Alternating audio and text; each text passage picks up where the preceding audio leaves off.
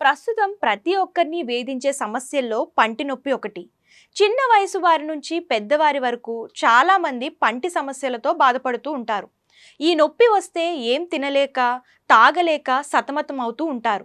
పంటి నొప్పి రావడానికి అనేక కారణాలు ఉండగా కొన్ని రకాల చిట్కాలను పాటించడం వలన పంటి నొప్పి నుంచి ఉపశమనం పొందవచ్చు.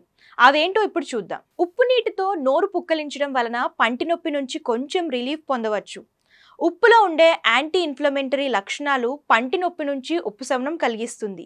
అందుకే నీటిలో కొద్దిగా ఉప్పు వేసి నోరు పుక్కలించడం మంచిదని చెబుతున్నారు. అలాగే పంటి నొప్పి ఉన్న భాగంలో ఐస్ రాసిన రిలీఫ్ దొరుకుతుంది.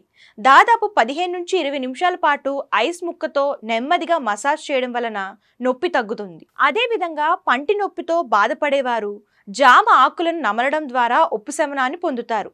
ఇక యాంటీ ఇన్ఫ్లమేటరీ లక్షణాలున్న పసుపు నొప్పి ఉన్న పళ్లకు రాయడం వలన మంచి ఫలితాలు కలుగుతాయి. అలాగే బ్యాక్టీరియా నిరోధక లక్షణాలతో నిండి ఉన్న తేనెను వేడి నీటితో కలిపి పుక్కలించడం, లవంగాన్ని నొప్పి ఉన్న ప్రాంతంలో కొద్దిసేపు ఉంచడం వలన కూడా పంటి నొప్పి నుంచి బయటపడవచ్చు.